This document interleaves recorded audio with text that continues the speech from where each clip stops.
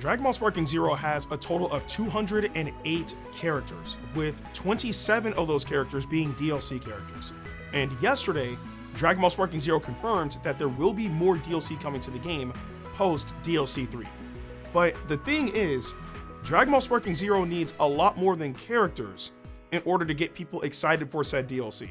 I'm pretty sure characters will get people excited to an extent, but it does need more than just that. So in this video, I'm gonna give my thoughts on what I would like to see post Dragon Ball Sparking Zero DLC 3. First up, let's just get this out of the way, the characters. Now, there is one character that comes to mind that should be their absolute top priority.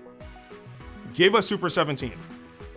I don't understand how Super 17 was not in the base roster of the game and is a main villain for GT. It makes absolutely no sense to me whatsoever. Like, Super 17 should be the very first DLC character post DLC 3 for sure. But not just Super 17. This is their perfect opportunity to give us something special with the character as well. Give us Super 17 and Hellfighter 17. Because we do know that obviously we have Android 17Z and Super in Sparking Zero currently, and they both have different movesets. Hellfighter 17 from Dragon Ball GT does have a completely different moveset, and that's verified in Dragon Ball Legends as well. But the reason why Hellfighter 17 would be a nice inclusion is because then you can fuse him alongside Android 17Z to give us Super 17, which has never been done in the Tenkaichi series. So I would like to see that happen, because remember, Android 17 is a fusion character. So give us Super 17 alongside Hellfighter 17, so that way we can fuse them with Android 17Z to get Super 17. Or if you just want to use Super 17 as a standalone character, you can do that too. But him not being in the base roster is honestly insane. Again, he's a main villain in GT. He should have been in the game by default. But not just Super 17. Give us Nova Shenron. I don't know why he was cut from the game at all, right? And also, a lot of people really don't know this. Like, a lot of people think like the next character I'm about to state was in the Tenkaichi series, but he's never been in the Tenkaichi series. Give us Ice Shenron as well, because Nova Shenron, obviously he was in the previous Tenkaichi games, but he was cut in Sparking Zero. Ice Shenron was never in the Tenkaichi series. And it blows my mind because to make the character is the easiest thing in the world. You make one model and then you duplicate it and you turn one gold and you turn the other blue. That's it. And then obviously you can give them like, you know, their unique movesets and different voice lines and all that good stuff. But to make the character would be the easiest thing in the world, because all you have to do is just make Nova, then duplicate him, and then turn the other one blue. Bam, Ice Shenron. That's it. They're brothers. Like, they look exactly the same apart from different colors. So I don't know why Ice Shenron has never been in the Tenkaichi series. If I recall correctly, the first 3D Dragon Ball game that Ice Shenron was in was Xenoverse 1. So I would like to see him in the Tenkaichi series. I'm sure they make him clean. Like, Nova's the GOAT. I mean, I don't think Ice is the GOAT, but I would like to see Ice Shenron in the game too. Like, it makes sense. Also, we need, well, okay, I would like to see more crossover characters, right? And the reason is because I'm still shocked that this happened first. We got Shallot in the game, right? And this is I believe the second 3D game that he's been in, right? Because the first one was Heroes. And I guess in technicality, Shallot and Giblet are in the Dragon Ball Super card game, like Fusion World, like the 3D game. They're in that game too, and they do have a 3D model in there, which Xenoverse, you have the models, add them into the game. But yes, we got Shallot. Where's Android 21? I would have thought that out of any of, like, you know, the modern like characters that are not part of like the main continuity, we would have gotten Android 21. And before anybody says anything, I'm talking about like Android 21, not Vomi. Like, they are designed based off of each other, but Vomi is the main canon, Android 21 is not. But still, I would like to see Android 21 in the game. Give us the lab coat version, give us the transform version, give us the evil version. Like, they could definitely make her as unique as possible. And everybody would love to see Android 21 in the game too. Like, I would love to see Android 21. She's clean. She's a cool character. So add her into the game as like another special character. And if you're gonna do that, give us Hatchiak. Like, no reason not to add him either. Like, he was in Raging Blast 2. I mean, give us that character. He has a moveset, right? Which they've already made for Raging Blast too. So you can make something similar in Dragon Ball Sparking Zero. And apart from that though, what we have, well actually, okay, so we have Bojack in the game. Zongia is not in the game for whatever reason, but she was a playable character in the previous games. Bring Zongia back, but also give us the rest of the Hera clan. Like Bujin and Beto, like that would actually be pretty cool to see them in the Tenkaichi series because they've never been in the series before, right? And also in recent time, they've been getting a lot of love in the recent Dragon Ball games, right?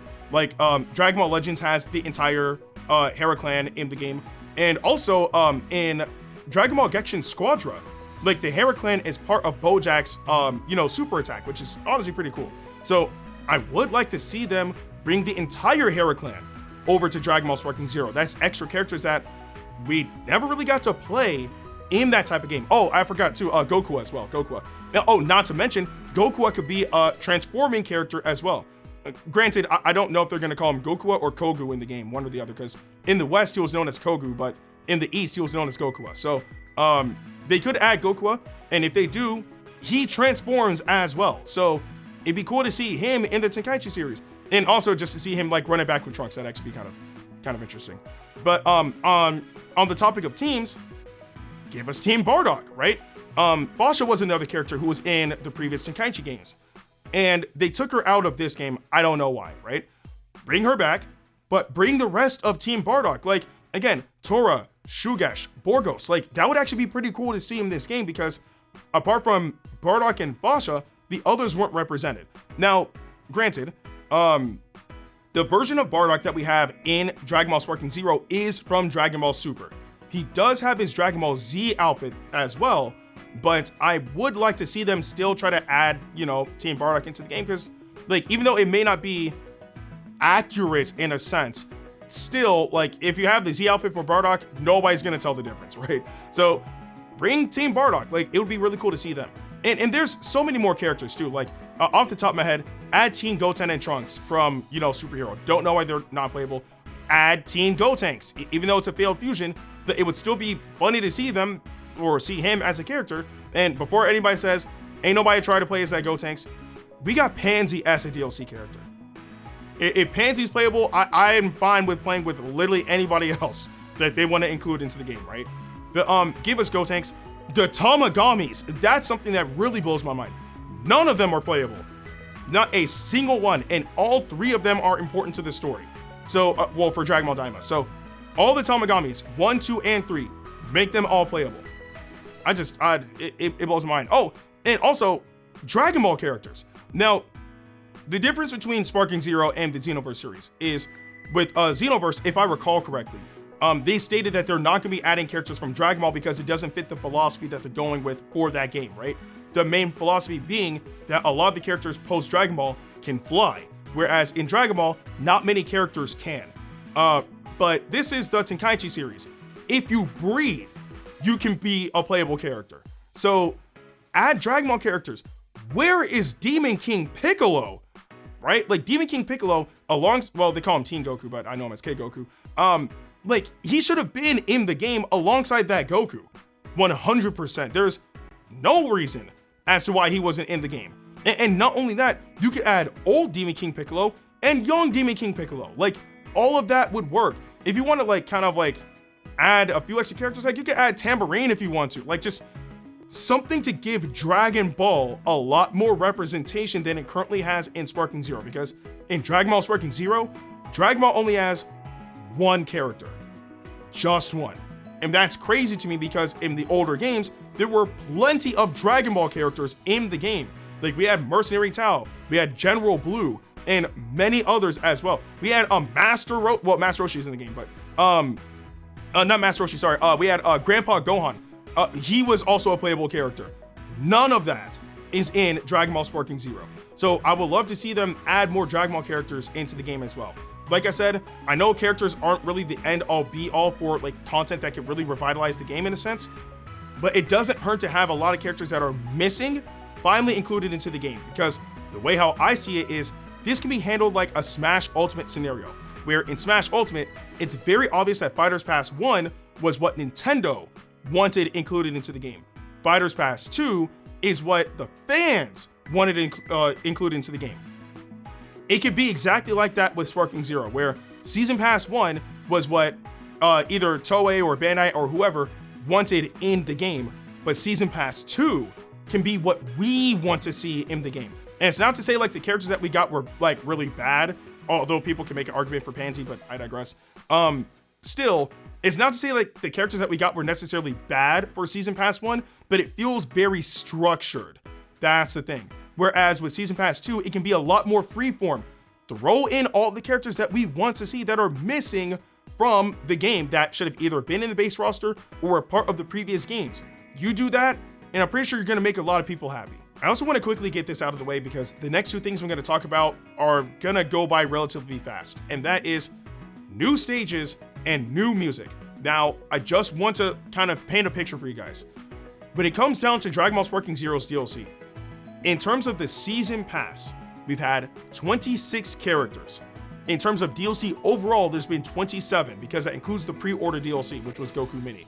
And obviously without Goku Mini, you can't even use two of the DLC characters, Super Saiyan Goku Mini and Super Saiyan 4 Goku Mini. But that aside, we have a total of 27 DLC characters. Out of all 27 DLC characters, one character brought one new music track, and that was Shallot, who originally wasn't even part of the Season Pass. He got added to the Season Pass because of the Dragon Ball Legends 7th anniversary. So in truth, we should have had a total of 26 characters. Shallot rose that to 27 for free for everybody who had the Season Pass. So we got a music track from Dragon Ball Legends. He is the only character to come through with brand new music. The only one. And then with DLC 3, that DLC is the only DLC pack to bring a new stage. It's the only one. So after practically 1 year of Dragon Ball Sparking Zero's release, we've only had one new music track and one new stage. I don't even know how that's possible. Like, let alone the fact that the music track we got is from another Dragon Ball game. So what they really need to do is add new music and add more stages. Now, when it comes down to stages, the choices are like two off the top of my head. These are the freest options for stages that they can add to the game. Add the Glacier area because that's a stage that's been represented in Dragon Ball for a multitude of things, but primarily with the Broly movie, right? Because they fought in the Glacier area before they completely changed the landscape. They could, if they really want to, they can make like the alternate dimension a playable stage as well. Stuff like that, right? But also add the Red Ribbon Army Base. Superhero was the first DLC pack, and we didn't even get the Red Ribbon Army stage or area as a stage, which is insane to me. Now, again, I am happy that we got the first Demon World as a stage with DLC 3. That was pretty cool, and I do like this stage a lot. But there are other stages that they can add into the game, especially if we start going into like movies territory. Like, there are plenty of stages that they could add into the game as well. So again, stages, they've got to add more. Like, it's cool that we have like some stages in the game, and yes, it's nice that we did get one DLC stage, but it would be better if we had much more variety, especially because a lot of the older Tenkaichi games had way more stages, if I recall correctly, than what we currently have in Sparking Zero, with a lot of stages from the older games not in Sparking Zero. So stages, you gotta add more. Music tracks, on the other hand, is this is the easiest thing that they could do, and it would take them the least amount of time to get implemented into the game. Like, quite literally, it's so simple. If they wanted to, they could have this implemented by the end of like the week, right? Give us legacy music. Like, this is something that a lot of people have been asking for. Give us legacy music. You could quite literally give us 2 legacy packs. Legacy Pack 1, Tenkaichi 2 music. Legacy Pack 2, Tenkaichi 3 music. It's quite literally that simple. Because implementing music into the video games, especially for music that's already been like composed, is the easiest thing ever. It is super easy. So I don't know why they haven't done that yet. I mean, they technically have given us music in the game if you do go to like, you know, whatever respective like storefront for whatever console you're playing on. they have like the anime music pack, and you could get like, you know, the copyrighted songs like, you know, like Don Don, for example, right? But as cool as that is, I would like to see them add like legacy music from Tenkaichi 2 and 3, mainly because Tenkaichi 1, if I recall correctly, doesn't really have any new music. They kind of like used what was in like the older Budokai games, but Tenkaichi 2 and Tenkaichi 3 does have brand new music, and I would like to see that. And that's if they're strictly staying with like the mainline Tenkaichi series. If they want to branch out, give us Tenkaichi tag team music. I was gonna say give us Raging Blast music, but that can't happen for other reasons, right? But I would like to see Tenkaichi tag team like get music thrown in there too. I think that'd be pretty cool. Give us Ultimate Tenkaichi music. Ultimate Tenkaichi, look, regardless of how people may feel about Ultimate Tenkaichi, that music is fire. So I would love to see that added in Sparking Zero. But again, out of any type of like DLC content that they may have in mind, whether it's characters or stages or music is the easiest to implement. So I would love to see them add like a legacy like music pack, because if they did that, Lost Courage is never coming off. And then we get to customization. Now, I don't know what was going on with the thought process with their development of Sparking Zero and giving us customization as an option, but they quite literally have done absolutely nothing with that feature. Like, for starters, we had to pretty much wait to get the V-Jump aura. I don't know why. Like, I mean, okay, granted, yes, like V-Jump is like a Japan thing, I get that. So obviously if you got V-Jump in Japan, you could get that aura, right? I get that. But we had to wait a little while in order for us to get it like in the West. Now, it's cool that we have that, but apart from the V-Jump aura, really, there is not really any customization options at all in the game. Like, apart from like the outfits that you're able to buy in the shop, you can't change the color palette of the outfit. You can't add like really any accessories, because there aren't really any accessories in the game. Like, there is nothing in the game. You can't even change the color of your aura or aura style. Like, and what I mean by that is, for example, Broly's aura, right? You know, like when it's like that encapsulating circle, like, you know, that encloses onto Broly, or like having just a different color, like Super Saiyan Blue Goku, but with like a purple aura. You know what I'm saying? Like something simple like that. Like, or accessories, like adding halos onto characters, giving them like items that like some characters may not have ever used, but like maybe it'll look cool. Like, heck, give I don't know, give Vegeta the Z sword. Like, I don't know, just something that adds uniqueness and adds some sort of like differentiality to these characters, right? Where we could be playing the same character, but like my version of Goku looks different from yours, you know? Like things like that. And even at that, like with Charlotte, I'm actually surprised. I mean, well, there's a lot of things for Charlotte that I'm surprised are not in the game, transformations being one of them, but Charlotte actually does wear these different outfits. Like in Dragon Ball Legends, he has Goku's gi, he has the Saiyan battle armor, he has the demon gi, like, you know, Piccolo's gi, like he has Broly's outfit, he has so many like outfits. He even has Mr. Satan's like gi. He even has that. So it's like, I would like to see all these like different customization options added into the game. There's no reason why they advertised this as a feature and didn't take advantage of the feature. That makes absolutely no sense to me whatsoever. And that's only like scratching the surface. I'm pretty sure that there's probably other customization options that I just am not thinking of right now. But even at that, just the absolute basics, more outfits, different auras, and accessories. Like, you have all of those slots and none of them can be completely filled. Not a single one. So what's the point of adding this as a feature if you're not going to utilize the feature? That makes no sense. You kind of sold us a lie. Give us customization options for all the characters, because every single one of them has the option of having these customizations added to them. That's why all of them have those slots. Give us the customization options. No reason to advertise it if you're not going to take advantage of it. And finally, and I think that this is the most important thing, like characters, music, stages, customization options, in my opinion, don't matter anywhere near as much as this final thing. Y'all gotta add more content. Now, what I mean by that is you can't sit there and solely expect the likes of custom battle to carry all of the weight of the offline content, if you will. You have to add way more content than what's currently in the game. Having episode battle be your main offline mode like content is not gonna cut it.